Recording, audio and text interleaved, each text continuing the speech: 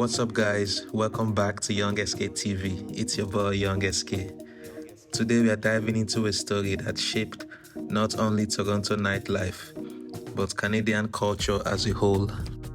We're talking about how York University, yes, a school campus, became one of the most important hubs for Afrobeats culture in all of Canada. From student house parties to legendary DJs, York wasn't just a place to study, it was the beating heart of a cultural movement.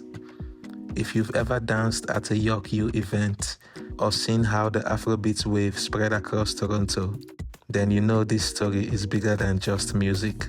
It's about community, identity, and creativity. So sit back and let's trace how York University became the birthplace of a thriving Afrobeats culture in Toronto. Back in the 2000s, Afrobeats as we know it today was still evolving in West Africa, with pioneers like D'banj, Two-Face Idibia, and early Wizkid beginning to get global recognition. But at York University, something special was already happening. Nigerian, Ghanaian, and other West African students were bringing their culture to campus through music, food, fashion, and especially parties. In dorm rooms, basements, and common spaces, students were burning CDs, swapping MP3 files, and blasting Afrobeats tracks at every chance they got. These small gatherings weren't just about having fun, they were about connection. For students thousands of miles from home, Afrobeats became a soundtrack to belonging. And it didn't take long before these house parties grew bigger. York students started renting out small halls, throwing campus events, and inviting DJs to spin. Suddenly, Afrobeats wasn't just in the dorms, it was in the fabric of York's student life. This is where the DJs come in, the true architects of York's Afrobeats culture. Names like DJ Magic Flowz, DJ Havil, AJ Styles, and others started making serious noise. Each of them brought their own style, energy, and dedication to growing the culture. Magic Flowz was known for blending Afrobeats with Toronto's R&B and hip-hop vibes, making the music more accessible to a diverse crowd. Havil brought high-energy sets that kept people on their feet for hours. DJ Damija and DJ Mendoza were all about creativity, mixing genres, experimenting with sounds, and pushing the limits of what a party could feel like.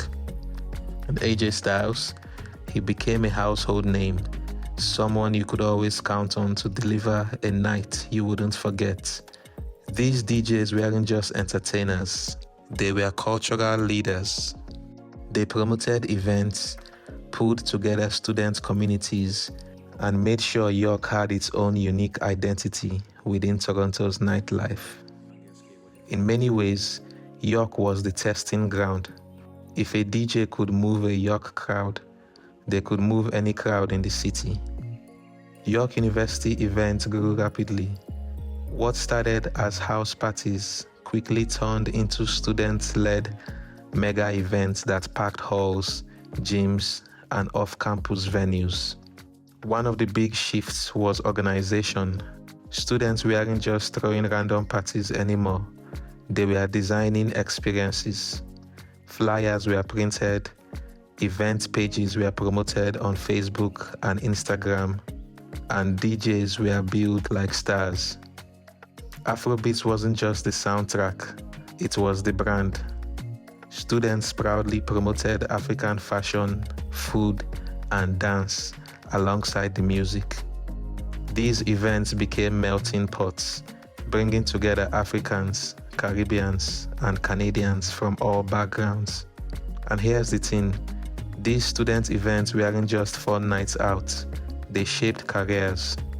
Many of Toronto's current Afrobeats entrepreneurs, promoters, and DJs cut their teeth at York University. It was a training ground where talent, ambition, and creativity collided. The lessons learned from those student events became the blueprint for Toronto's Afrobeats nightlife as we know it today. So how did all this stay inside York's campus? Simple, it didn't. York was the launch pad. The Afrobeats parties that started at York University spread into downtown Toronto, Scarborough, and Mississauga. Promoters who started at York began booking larger venues. DJs who once played at dorm parties were now headlining clubs and day parties across the city. When Wizkid or Burna Boy came to Toronto, it was often York-affiliated DJs and promoters who were tapped to host the after-parties. That's how influential York was.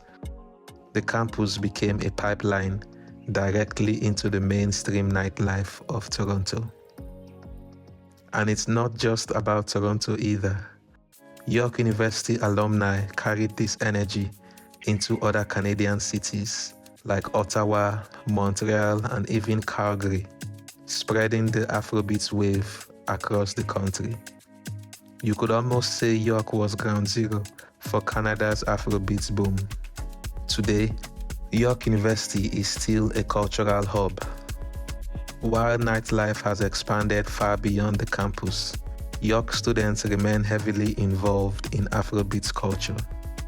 New student groups continue to host parties, DJs keep experimenting with sounds, and social media ensures that every York Afrobeats moment travels beyond the campus walls. Whether it's a small jam session, a packed club night, or a day party, York's contribution remains undeniable. The spirit of those early 2000s house parties is still alive. It's about community, connection, and celebrating culture. And for anyone who's been part of it, York will always hold a special place as the home of Afrobeats in Toronto. And that's the story of how York University became a hub for Afrobeats culture. From small student gatherings to citywide influence, York wasn't just a school. It was the heartbeat of a cultural revolution in Toronto. The DJs, promoters, and students who built that scene gave us more than just good parties. They gave us a blueprint for how community and culture can thrive anywhere in the world. Thanks for watching, and if you've ever been to a York party or have a memory from that scene, drop it in the comments. I would love to hear your stories. Don't forget to subscribe, hit that notification bell, and stay tuned because we've got plenty more stories about Toronto's Afrobeats culture coming your way. See you in the next one.